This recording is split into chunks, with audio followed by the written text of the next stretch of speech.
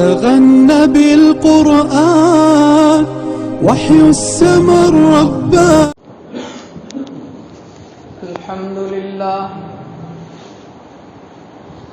الحمد لله الذي لم يزل ولا يزال حيا قيوما عالما قديرا سميعا مدبرا بصيرا.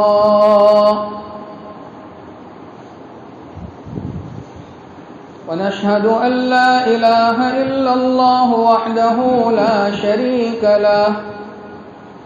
ونشهد أن سيدنا ومولانا محمدا عبده ورسوله أرسله بالحق بشيرا ونذيرا وداعيا إلى الله بإذنه وسراجا منيرا. أما بعد فأعوذ بالله من الشيطان الرجيم. بسم الله الرحمن الرحيم.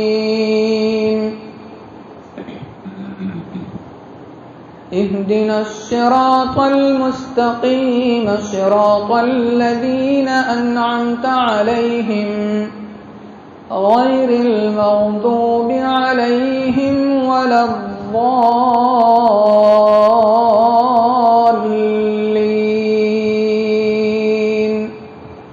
آمين. صدق الله العظيم. وقال النبي صلى الله عليه وسلم: من تشبه بقوم فهو منهم. صدق الله وصدق رسوله النبي الكريم. ونحن على ذلك لمن الشاهدين والشاكرين والحمد لله رب العالمين. بلغ العلا بكماله كشف الدجى بجماله حسنت جميع خصاله صلوا عليه وآله. اللهم صل على سيدنا محمد وعلى آل سيدنا محمد وبارك وسلم. بزرگان محترم اور عزیز دوستو، انگریزی کیلنڈر کا نیا سال شروع ہوا جو سورج کے مطابق چلتا ہے. اسلامی کیلنڈر چاند کے اوپر چلتا ہے، اس کو قمری کیلنڈر کہتے ہیں. اور سورج والے کیلنڈر کو شمسی کیلنڈر کہتے ہیں، سورج کی گردش کے ساتھ چلتا ہے، اور انگریزی کیلنڈر بھی کہتے ہیں. انگریزی کیلنڈر بہت زیادہ مشہور ہے. ہمارے دن رات تمام کام کاج انگریزی کیلنڈر کے حساب سے چل رہے ہیں. حالانکہ اسلام نے ہمیں ایک مستقل کیلنڈر دیا، ہماری ایک مستقل تہذیب ہے.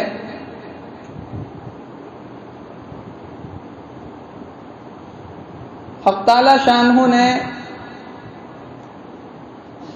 میرے اور آپ کے آقا جناب محمد الرسول اللہ صلی اللہ علیہ وسلم کی شکل میں ایک عظیم پیغمبر عطا فرمایا، عظیم رہنما عطا فرمایا،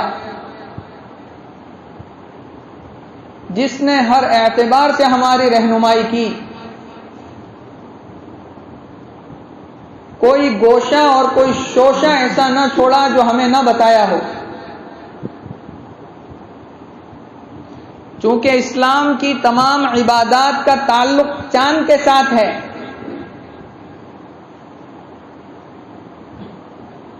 حج کو لے لو، رمضان کو لے لو، روزے،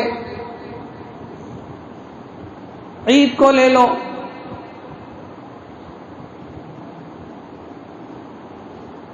سارے مسائل کو چاند کے ساتھ جوڑا ہے، قمری کیلنڈر۔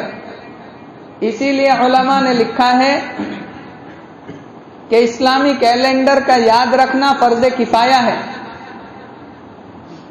فرض کفایہ کا مطلب اگر قوم میں کچھ لوگ بھی اسلامی کیلنڈر کو یاد رکھتے ہیں تو سب کی طرف سے چلے گا، لیکن کوئی نہ یاد رکھے تو ساری قوم گنہگار۔ انگریزی کیلنڈر بھی اللہ کا ہے، کیونکہ سورج بھی اللہ نے بنایا ہے۔ هو الذي جعل الشمس ضياء والقمر نورا وقدره منازل لتعلموا عدد السنين والحساب۔ اللہ قرآن میں فرماتے ہیں سورج بھی ہم نے بنایا، چاند بھی ہم نے بنایا، اور ان کی منزلیں بھی ہم نے مقرر کر دی تاکہ تم چاند اور سورج کے حساب سے اپنی کیلنڈر کا حساب لگا سکو۔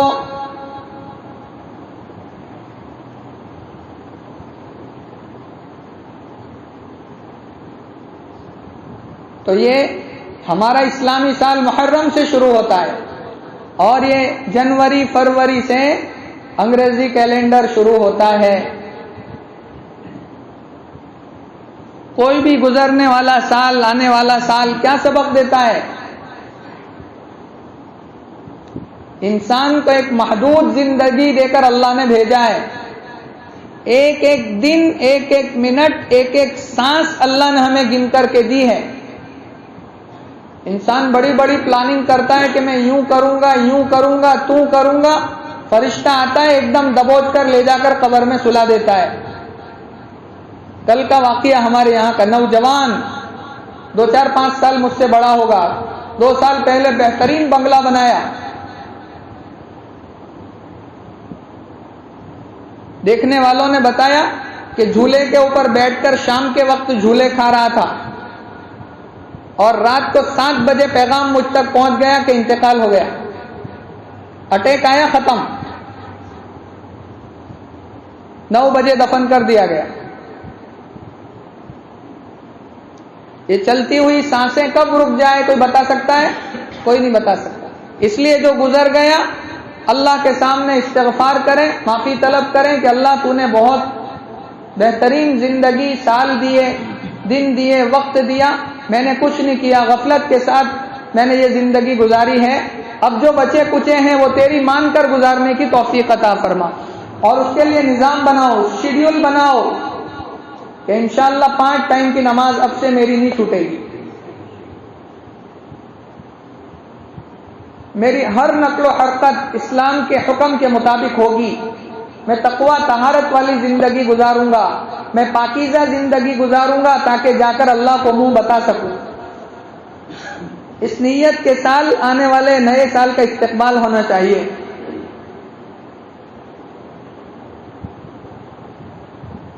تو یہ زندگی گزر رہی ہے، عمر ہو رہی ہے مثل برف کم، دھیرے دھیرے رفتہ رفتہ دم بدم۔ برف سے اگر آپ نے فائدہ نہیں اٹھایا، پانی شربت بنا کر کے نہیں پیا تو وہ برف تو پگھل جائے گا، وہ تو پانی بن جائے گا، پھر کچھ کام میں نہیں آئے گا۔ یہ زندگی برف کے ٹکڑے کی طرح ہے، گزر رہی ہے، اس کو نیک کاموں میں لگا دو تو لگ جائے گی۔ کرنے کے کام، حضرت جی مولانا یوسف صاحب رحمۃ اللہ علیہ کے قبر کو اللہ نور سے منور فرمائے، فرماتے تھے کرنے کے کام نہیں کرو گے تو شیطان نہیں کرنے کے کاموں میں لگا دے گا۔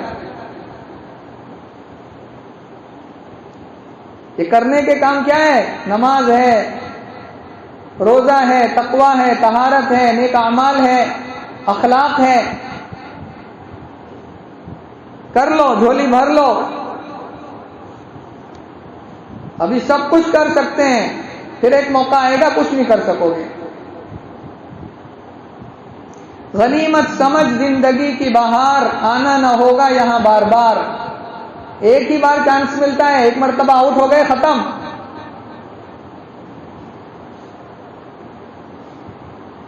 تو بہترین زندگی گزارنے کا عزم کریں، ارادہ کریں۔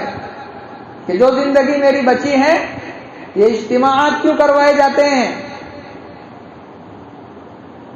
وہ اس لیے تاکہ بندے اللہ کے سامنے آئے، روئے دھوئے، اللہ کے راستے میں نکل کر اپنے آپ کو بدلیں۔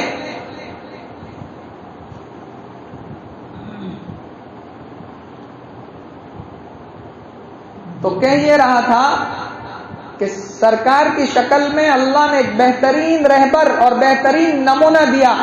اگر اس سے بہتر بھی کچھ ہو سکتا تھا نا تو اللہ دیتا، لیکن سرکار کا نمونہ دنیا میں سب سے بہترین نمونہ، قرآن اعلان کر رہا ہے، اللہ کہہ رہا ہے کہ اس سے بہتر ڈھونڈنے جاؤ گے نہیں ملے گا، اور اس سے آسان دین بھی ڈھونڈو گے تو نہیں ملے گا، بہت آسان دیا۔ میرے نبی کی برکت سے اللہ آپ کی قبر پر کروڑوں رحمتیں برسائے، بہت سے مسائل ہمارے لیے بہت آسان کر دیے۔ بندہ کھڑا ہو کر کے نہیں پڑھ سکتا، بیٹھ کر کے پڑھ لے، بیٹھ کر کے بھی نہیں پڑھ سکتا، اشارے سے پڑھ لے بیٹھ کر، میں قبول کر لوں گا، لیکن چھوڑ مت، نماز چھوڑنے کی اجازت نہیں۔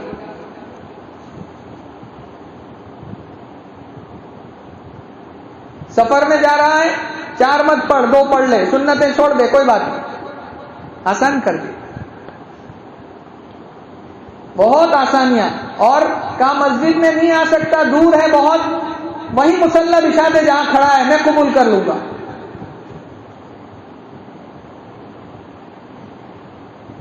کتنا آسان کر دیا۔ بہت ٹھنڈی ہے، ڈاکٹر نے منع کیا ہے، کوئی بات نہیں، گھر میں پڑھ لے، لیکن پڑھ، چھوڑنے کی اجازت نہیں۔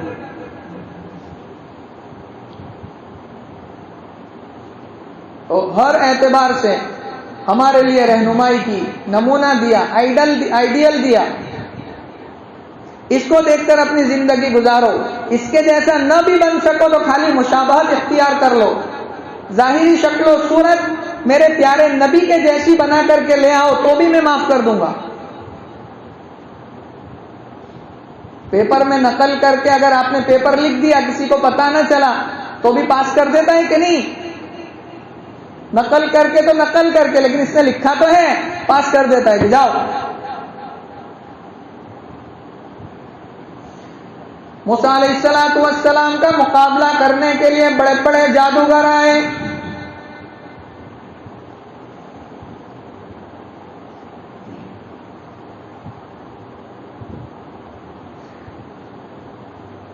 تو موسیٰ علیہ السلام والا لباس پہن کر کے آئے۔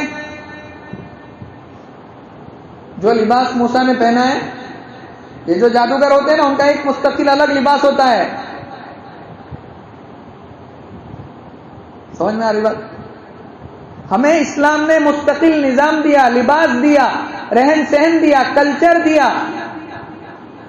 ایک مسلمان کا لباس کیسا ہونا چاہیے، اس کی چال ڈھال کیسی ہونا چاہیے، رہن سہن کیسا ہونا چاہیے، بول چال کیسا ہونا چاہیے، اس کی عبادتیں کیسی ہونا چاہیے، ہر اعتبار سے ہماری رہنمائی کی گئی ہے۔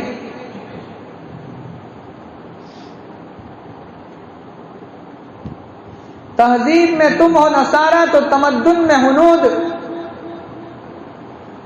یہ ہے وہ مسلمان جس کو دیکھ کر شرمائے یہود۔ قرآن کی جو آیتیں میں نے پڑھی خطبے میں، اللہ فرماتے ہیں کہ بندہ ہر نماز کی ہر رکعت میں تو مجھ سے مانگتا ہے، اہدنا الصراط المستقیم، الہ العالمین، سیدھے راستے کی ہدایت عطا فرما۔ صراط الذین انعمت علیہم، اے اللہ وہ راستہ مجھے عطا فرما جس راستے پر چلنے والوں پر تو نے انعام برسایا۔ اخیر میں کہتا ہے بندہ غیر المغضوب علیہم ولا الضالین، اے اللہ ان لوگوں کے راستے سے مجھے بچا لینا جس پر تیرا غضب نازل ہوا اور جو گمراہ ہو گئے، ایسے لوگوں کے راستے سے مجھے بچا کر سیدھے راستے کی ہدایت عطا فرما۔ ہر نماز کی ہر رکعت میں بندہ اللہ سے مانگتا ہے، مانگتا ہے کہ نہیں مانگتا؟ مانگتا ہے۔ پھر باہر جا کر کے جن لوگوں سے پناہ مانگی تھی کہ اللہ گمراہ لوگوں کے راستے سے بچا لینا، اور جس پر تیرا غصہ غضب نازل ہوا تھا ان لوگوں کے راستے سے بچا لینا۔ مسجد میں تو یہ مانگتا ہے، میں باہر جا کر انہی کے راستے پر عمل کرتا۔ یہ غیر المغضوب علیہم ولا الضالین دو قومیں ہیں، یہودی اور نصرانی۔ مسجد میں ان سے بچنے کی دعا کرتا ہے، میں باہر جا کر انہی کے طریقوں کو کیا کرتا ہے، فالو کرتا ہے، پھر کہتا ہے کہ اللہ ہماری مدد نہیں کرتے، تو کہاں سے کریں گے؟ موسیٰ علیہ السلام کے سامنے جو جادوگر آئے تھے، موسیٰ کا لباس پہن کر آئے تھے اگرچہ مذاق اڑانے کے لیے۔ موسیٰ علیہ السلام نے جب اپنا عصا پھینکا اور اس نے کھڑے ہو کر سلام کرنا شروع کیا تو سارے لوگ بھاگے، اور جادوگر سمجھ گئے کہ یہ حقیقت ہے، یہ معجزہ ہے، یہ کوئی بناوٹ نہیں ہے، یہ جادو نہیں ہے، فوراً سجدے میں گر گئے۔ فَأُلْقِيَ السَّحَرَةُ سَاجِدِينَ قَالُوا آمَنَّا بِرَبِّ الْعَالَمِينَ۔ قرآن نے نقل کیا۔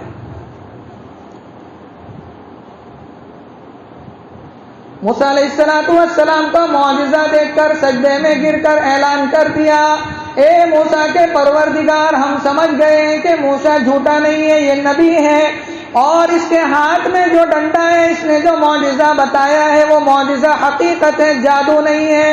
ہم تیرے اوپر کلمہ پڑھتے ہیں، مسلمان ہوتے ہیں۔ آمنا برب العالمین، سارے جہانوں کا پروردگار ہے، اس پر ہم ایمان لاتے ہیں۔ رب موسیٰ و ہارون، آگے کہہ رہا ہے قرآن، جو موسیٰ کا رب ہے، ہارون کا رب ہے، وہی سچا رب ہے، اسی کے اوپر ہم کلمہ پڑھتے ہیں۔ فرعون بھوکلا گیا ایک دم۔ قال آمنتم له قبل ان آذن لكم انه لكبيركم الذي علمكم السحر۔ مجھے چھوڑ کر موسیٰ اور ہارون کے پروردگار کو اپنا رب بناتے ہو، میری اجازت بھی نہیں لی۔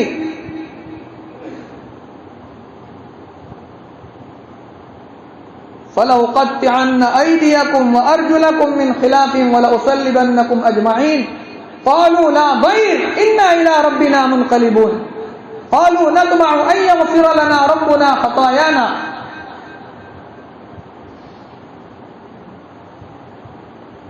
میرے بھائیوں، وہ موسیٰ علیہ السلام نے کہا، اے پروردگار، یہ تو مقابلہ کرنے آئے تھے، تو نے ایمان سے نواز دیا، اور جس نالائق کو میں کلمہ پڑھوانے کے لیے آیا تھا وہ تو محروم رہا۔ کس کو کلمہ پڑھوانے آئے تھے؟ فرعون کو کلمہ پڑھوانے کے لیے آئے تھے، اس کو تو نے محروم کر دیا اور جادوگروں کے کلمے سے نواز دیا۔ اللہ، یہ تیری حکمت میرے سمجھ میں نہیں آئی۔ پروردگار نے فرمایا، اے موسیٰ، یہ جادوگر تیرا لباس پہن کر کے آئے تھے، تیری مشابہت اختیار کر کے آئے تھے، اور جو نبی کی خالی مشابہت بھی اختیار کر لینا، ہم انہیں بھی محروم نہیں کیا کرتے۔ میرے بھائیوں، موسیٰ کی مشابہت اختیار کرنے پر جادوگروں کو کلمہ مل سکتا ہے، اور وہ جادوگر بھی ایمان لائے تو کیسا ایمان لائے؟ میرے تمہارے جیسا بودا ایمان نہیں۔ ہمارے استاد فرماتے ہیں، جاپانی اور چینی کھلونے جیسا ایمان ہے ہمارا، ایک دھکا ادھر سے لگا تو ادھر سے ٹوٹا، ادھر سے دھکا لگا تو ادھر سے ٹوٹا۔ ایسا ایمان نہیں، کیسا ایمان لائے؟ فرعون دھمکی دے رہا ہے، ابھی تو سجدہ کر کے ایمان لائے ہیں، اور فرعون کے سامنے کھڑے ہیں، گرفتار کر کے نہیں لایا گیا، سامنے کھڑے ہیں، فوج کے بیچ میں گھیرے میں کھڑے ہیں، اور کیا ایمان لائے ہیں؟ 1 منٹ پہلے ایمان لائے، فرعون نے دھمکی دی، ہاتھ پیر کاٹ کر سولی پر لٹکا دوں گا، تو کیا جواب دیتے ہیں؟ قرآن نے نقل کر دیا، کہا کوئی فکر کی بات نہیں، ہم اس پروردگار کا کلمہ پڑھ کر حقانیت کو پا چکے ہیں، اب تیرے چاہے تو ہاتھ کاٹ، پیر کاٹ، گلا کاٹ، اور سولی پر لٹکا، آگ میں جلا، کچھ بھی کر، اب تو ہمارے دلوں سے ذرہ برابر ایمان کو کم نہیں کر سکتا۔ جو کچھ کرنا چاہے تو کر سکتا ہے، ایک مرتبہ ایمان دل میں اتر گیا، اب تو اس کو نکال نہیں سکتا۔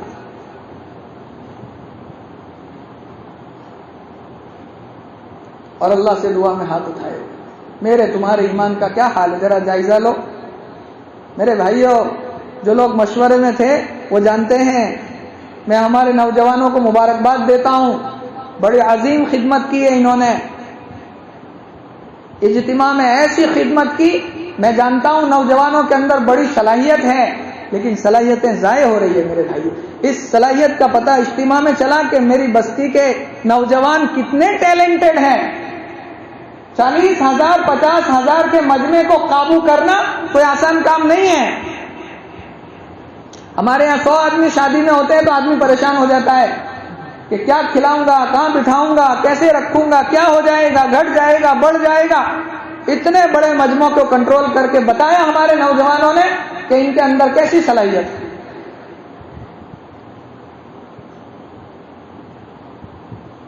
اپنے ٹیلنٹ کو ضائع مت کرو میرے نوجوانوں. اپنے آپ کو پہچانو کہ میں کون ہوں، میں کس نبی کا امتی ہوں، اور ایک جوان کے لیے میرے نبی نے کیا حکم دیا ہے. محمد بن قاسم ہندوستان فتح کرنے آئے ہیں. 18 سال کی عمر ہے. 18 سال کا نوجوان ہندوستان فتح کرنے آ گیا. محمد بن قاسم، تاریخ پڑھو. اللہ کے نبی کا انتقال ہوا. جو جماعت روانہ ہو رہی تھی اس کے کمانڈر تھے حضرت اسامہ بن زید. 18 سال کی عمر تھی اور ان کی کمان کے اندر بڑے بڑے صحابہ کا نام، عمر کا نام، علی کا نام، عثمان کا نام. آج 18 سال کے نوجوان کو باپ گھر سونپ کے نہیں جاتا کہ پتہ نہیں ہے کیا، کہاں گھومے گا، کہاں رکھڑے گا. لیکن ہمارے نوجوانوں کا ٹیلنٹ ہم جانتے ہیں. اس کو ضائع مت کرو میرے بھائیوں. ہاں، جوانی بڑی قیمتی ہے آپ کی. کام کی بناؤ، آخرت کے کام کی بناؤ، اور نہیں تو کم از کم دنیا کے کام کی بناؤ. خوب دنیا کماؤ، تجارت کرو. فضول بیکار میں اپنا وقت ضائع مت کرو.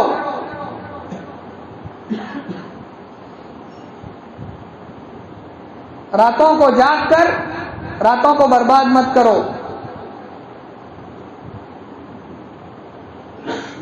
راتوں کو جو آدمی زیادہ جاگتا ہے نا، ڈاکٹر یوں کہتے ہیں کہ 23% اس کے سوچنے کی شمتا کم ہو جاتی ہے. کتنی؟ 23% اس کی سوچنے سمجھنے کی صلاحیت کم ہو جاتی ہے جو راتوں کو رات کو قرآن یوں کہتا ہے کہ ہم نے وَجَعَلَ اللَّيْلَ لِتَسْكُنُوا إِلَيْهَا، رات اس لیے بنائی تاکہ اس کے اندر تم آرام کرو. دن کمانے کے لیے بنایا، کماؤ. وَجَعَلَ النَّهَارَ مَعَاشًا وَجَعَلْنَا اللَّيْلَ لِبَاسًا.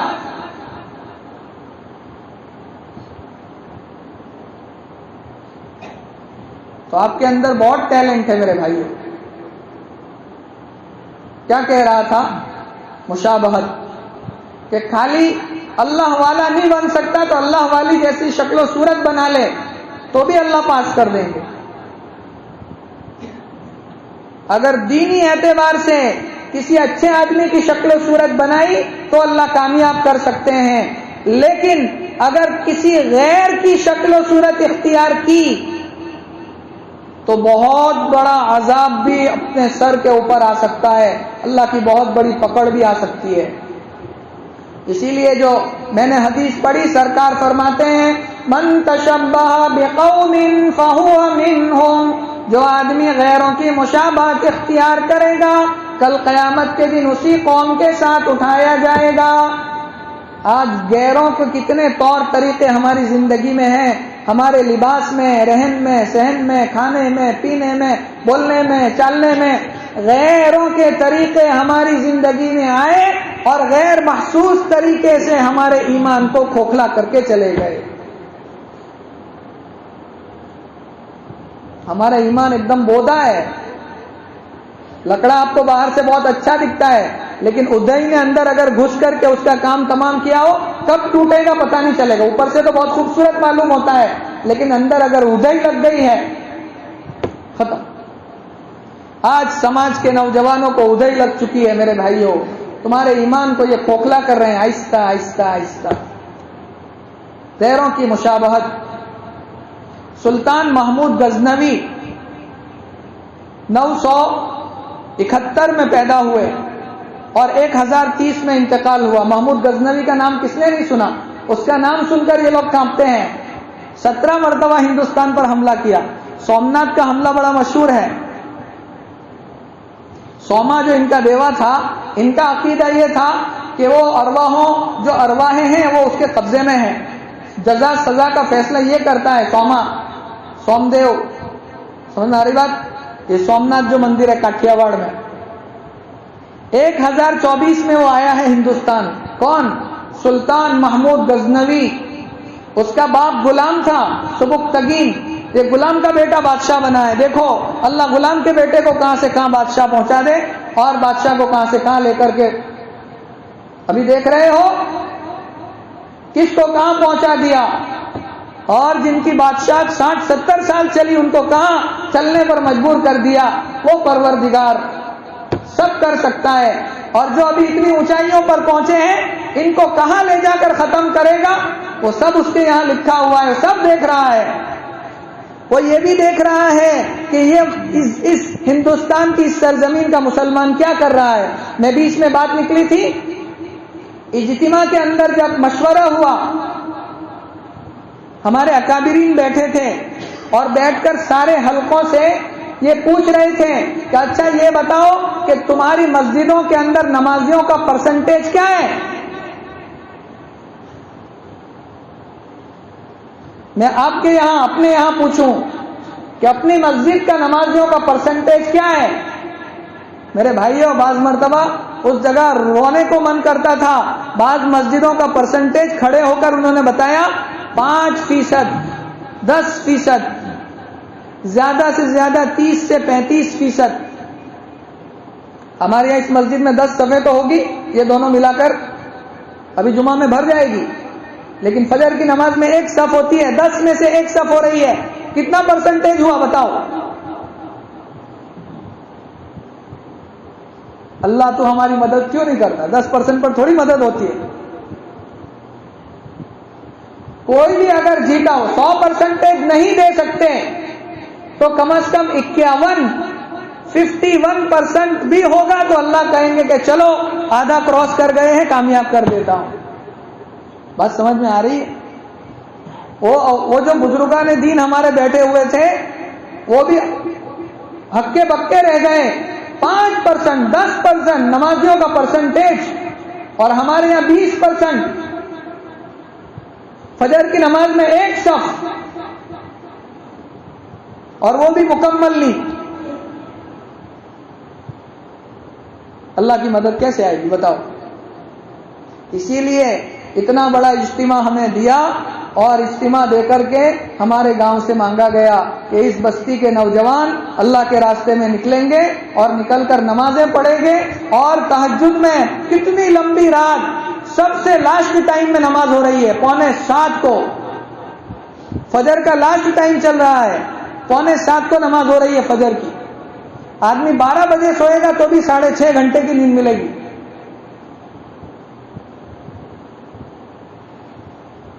سو کر کے بھی تھک جاتے ہیں، بغیر الارم کے آنکھیں کھل جاتی ہے 5 بجے۔ میرے بھائیو، جو فجر کی نماز نہیں پڑھتا ہے نا، شیطان اس کے کان کے اندر پیشاب کرتا ہے۔ میں نہیں کہہ رہا ہوں، میرے نبی نے فرمایا۔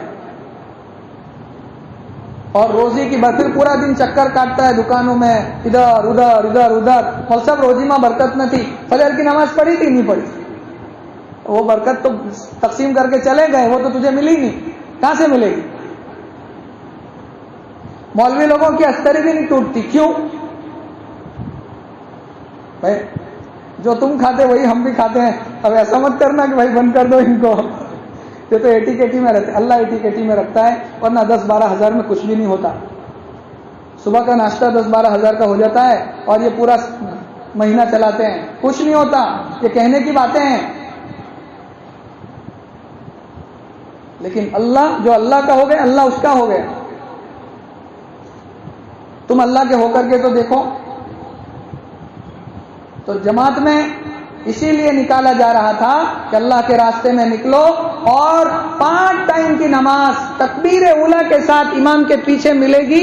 اور اللہ تہجد کا بھی جماعت میں نکلے ہو تو اللہ تہجد کا بھی موقع دے گا, اپنے سامنے رونے کا موقع دے گا. آج میرے بھائیوں امت میں سے رونے والے ختم ہو گئے. یہ اکابرین جو ہمارے بزرگان دین ہماری بستی میں آئے تھے, ان کے مبارک قدم ہماری بستی میں گرے ہیں. اللہ ان قدموں کی برکت سے ہماری بستی کی کایا کو پلٹ دے. میرے بھائیوں نوجوانوں, آپ کے اندر بہت ٹیلنٹ ہے, ہم نے دیکھا بہت خدمت کی لوگوں کی, لگاتار 2 مہینے سے لگے ہوئے تھے اور کامیاب ترین اجتماع ہوا. اللہ والے دعا دینے پر مجبور ہو گئے. اللہ آپ سب کی محنتوں کو قبول فرمائے. چلو جماعت کی شکل میں آپ نہیں جا سکے کوئی بات نہیں, لیکن یہاں تو آپ کے پاس وقت ہے نا, تو 5 ٹائم کی نماز میں انشاءاللہ یہاں رہ کر کے پڑھوں گا, ایسی نیت کرو. پڑھو گے انشاءاللہ, کم از کم 50 سے 51% تو کر دو. 20-30% پر کچھ نہیں ہوتا, 51% کر دو تو بھی اللہ کہیں گے کامیاب ہے بھائی. تو نمازوں کی پابندی کرو گے انشاءاللہ. ہاں میرے نوجوانوں, نمازوں کی پابندی کرو. سب سے اہم عمل نماز, کبھی مت چھوڑو. یہاں رہ کر کے اگر نہیں جا سکے تو استغفار کرو کہ اللہ تو نے میری بستی میں اجتماع دیا تھا, میں نہیں جا سکا, اللہ معاف کرنا, لیکن میں یہاں انشاءاللہ 5 ٹائم کی نماز پڑھوں گا. پڑھیں گے انشاءاللہ. اور دوسرا کہ ہمارے یہاں گشت ہوتا ہے جمعہ کے دن یہاں مسجد میں, اور اس مسجد کے اندر اتوار کو, تو اس کے اندر بھی انشاءاللہ میں 2 نمازوں کا وقت فارغ کروں گا. نیت کرتے ہو انشاءاللہ. اور انشاءاللہ اب سے سنیچر کو تفسیر بھی شروع ہوگی, جو ہماری ہر ہفتے تفسیر ہوتی ہے نا قرآن پاک کی. قرآن پاک کے ساتھ جڑو. دیکھو یہ تفسیر ہے, اور یہ میں جو ابھی بیان کر رہا ہوں, اور یہ جو ہمارا گشت ہوتا ہے, یہ سب تبلیغ ہے. تبلیغ والے یوں نہ سمجھے کہ ہم لوگ جو چکر کاٹتے ہیں وہی تبلیغ ہے. میں ابھی جو بیٹھ کر بول رہا ہوں یہ سب سے بڑی تبلیغ ہے. آپ گھوم پھر کر کے پوری بستی میں سے 8-10 آدمیوں کو لے کر یہاں آؤ گے, اور میں 400-500 آدمیوں کے سامنے دعوت دے رہا ہوں. دیکھو یہ سب سے بڑی تبلیغ ہے. اور جو سنیچر کو میں تفسیر کروں گا نا, وہ بھی تبلیغ ہے. دین کی بات پہنچانا. تبلیغ کا مطلب کیا ہے؟ دین کی بات لوگوں تک پہنچانا, اللہ رسول کی بات لوگوں تک پہنچانا, چاہے کسی بھی ذریعے سے ہو. تو تفسیر کے اندر شرکت کرنے کی نیت کرو. ہاں میرے بھائیوں, آپ کو قصے کہانی سننا ہے, میں سناؤں گا, لیکن آپ بیٹھو. دیکھو ابھی شروع ہوا تھا محمود غزنوی کا, لیکن آئندہ سناؤں گا انشاءاللہ. میں دیکھ کر کے آیا ہوں. یہ ہمارے جو بڑے تھے نا, ان کے حالات پڑھو.